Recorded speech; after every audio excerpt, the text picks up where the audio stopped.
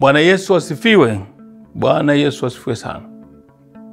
Tunakuja na somo jingine zuri linalosema Baba anaamuru Yesu Kristo aabudiwe.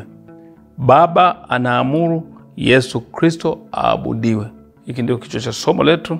Andiko lililo wazi linaloamuru Yesu Kristo aabudiwe ni hili lifuatalo.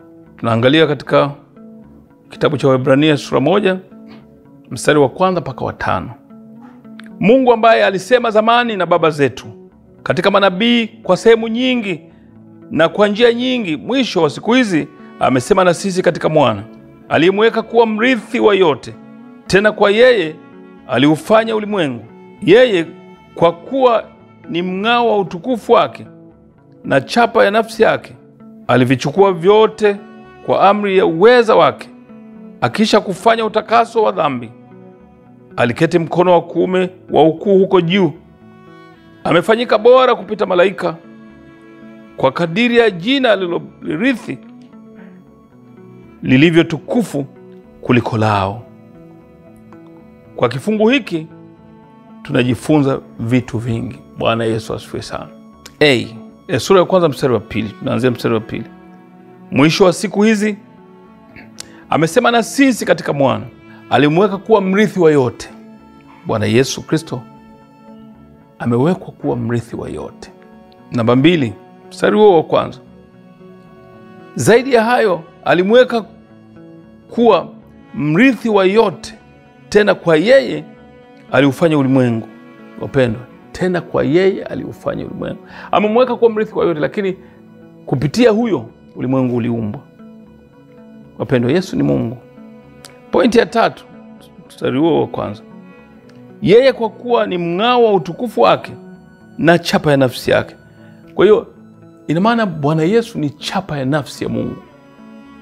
Ni nani huyo mtumishi au Mkristo ambaye ameshakiri kwamba Kristo ni Bwana na Mwokozi, alafu anasema Yesu Kristo si Mungu? Pointi ya 4. Ndipo mwana amemfanya bora kupita malaika kwa kadiri ya jina alilorithi lililo tukufu kuliko lao.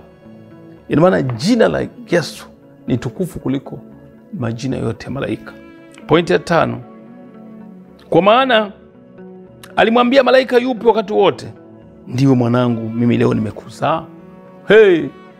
Lakini alifika mahali anamtaja Yesu Kristo kama ndiwe mwanangu, mimi leo nimekuzaa, lakini hajamwambia malaika yote habari hii. Tuendelee. Pointi ya 5. Andiko hili linamfanya adhihirike upekee alionao kama muumbaji, kila linalomwakilisha Mungu na utukufu wake, tena alivyo mkuu kupita malaika kwa kuwa ni mwana wa Mungu. Andiko hili linamuinua Bwana. Tuangalie mstari wa 6, pointi ya 6 ile. Andiko hili linamuinua Bwana Yesu kuwa Mungu anapomleta mwanawe wa kwanza duniani. Anasema malaika wote wamwabudu. Wapendwa, ni lini, ni yupi ambaye Mungu alishatoa amri aabudiwe na malaika? Isipokuwa ni mmoja tu, Yesu Kristo. Kuhusu kuabudu, Mungu Baba anaamuru kumwabudu Bwana Yesu. Hadi sasa Biblia inaweka wazi kuwa astahiliye kuabudiwa ni Mungu tu. Swali linakuja kwa wale wanaofundishwa kuwa Bwana Yesu ni nabii tu. Imekuwaje Mungu Baba aamuru aabudiwe huyu nabii tu? Neno la Kigiriki katika Waebrania 1 mstari wa 6 linalotafsiriwa kuabudu ni proskuneo. Proskuneo neno la Kiebrania ndio neno linaloamrisha kuabudiwa. Neno hili kuabudu linahusu Mungu tu. Proskuneo kwa wote wanaomwabudu Mungu mmoja.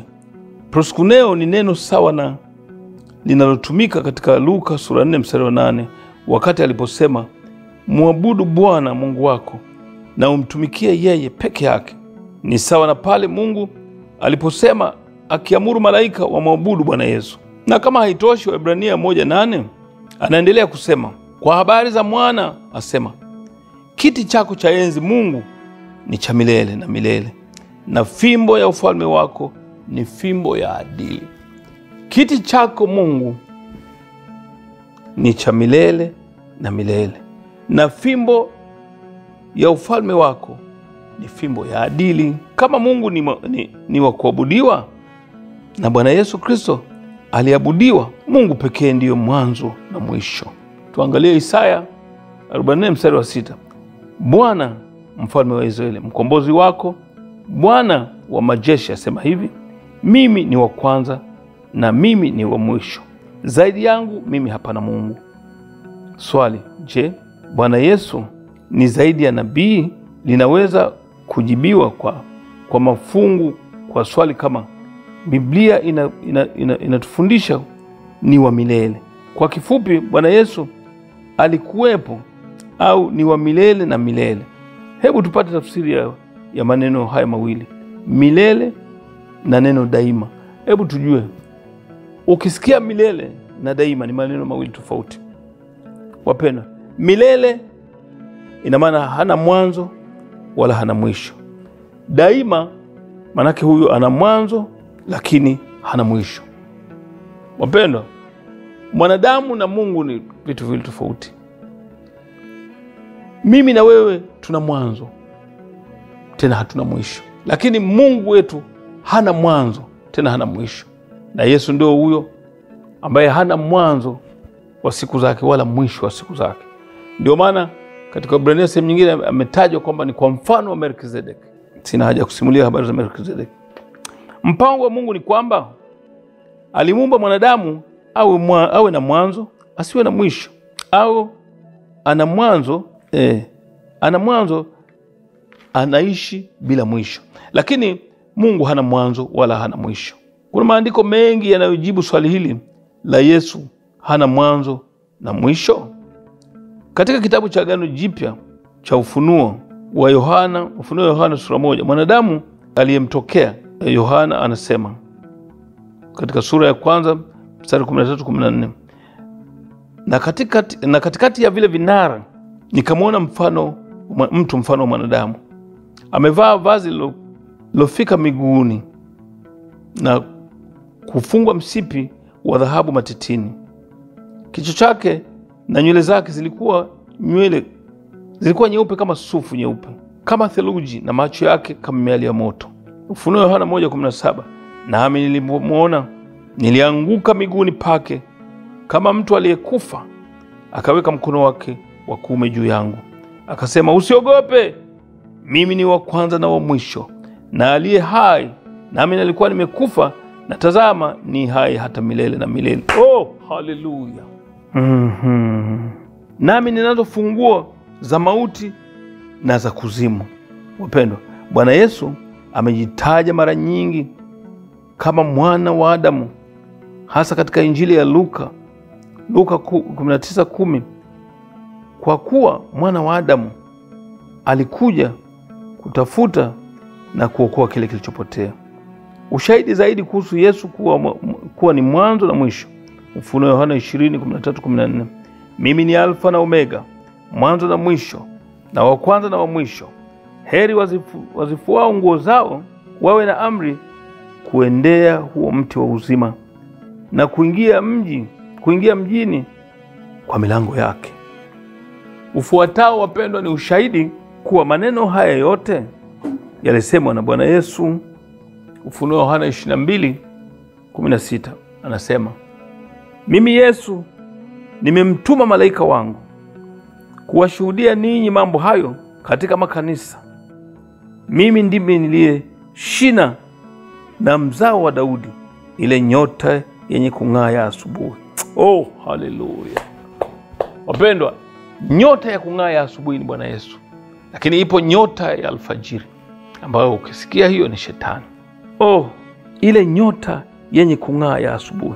Yafuatayo ni maandiko yanamwonyesha kabla hajazaliwa Bwana Yesu. Yohana 8:58, Yesu akamwambia, amini amini nawaambia, yeye Ibrahim asija kuwapo, mimi niko. Yohana 8:23, akawaambia, ninyi ni wa chini, mimi ni wa juu. Ninyi ni wa ulimwengu, huu, mimi si wa ulimwengu huu. Wapendwa, bado mtu unakuwa na mashaka kwamba Yesu si Mungu. Yohana 17:5, na sasa Baba, unitukuze mimi pamoja nawe kwa utukufu ule niliokuwa nao pamoja nawe kabla ya ulimwengu kuwako. Ina maana kabla ya ulimwengu kuwako yeye alikuwa pamoja na Baba. Yohana 1:14, naye neno alifanyika mwili akakaa kwetu, nasi tukauona utukufu wake, utukufu kama wa mwana pekee atokaye kwa Baba, amejaa neema na kweli. Neno kwa Kigiriki logos ni sawa na kusema hapo mwanzo, yaani kabla hajawa dhahiri duniani. Kitendo hicho cha kutoonekana duniani na baadaye kuwa dhahiri duniani kinaitwa incarnation. Wapendwa, Yohana 1:15, Yohana alimshuhudia akapaza sauti yake akisema, huyu ndiye niliyenena habari zake, ya kwamba ajaye nyuma yangu amekuwa mbele yangu. Wapendwa, Wakolosai sura 2 mstari wa 16 mpaka 17, Biblia inasema, kwa kuwa katika yeye vitu vyote viliumbwa, vilivyo mbinguni na vilivyo chini ya nchi, vinavyoonekana na visivyoonekana, ikiwa ni viti vya enzi au usultani au enzi au mamlaka. Vitu vyote viliumbwa kwa njia yake na kwa ajili yake yeye, naye amekuwako kabla ya vitu vyote, na vitu vyote kushikamana katika yeye. Mungu akubariki sana. Mungu akubariki sana. Somo letu ni fupi, lakini hilo linakutosha kwa leo. Amen.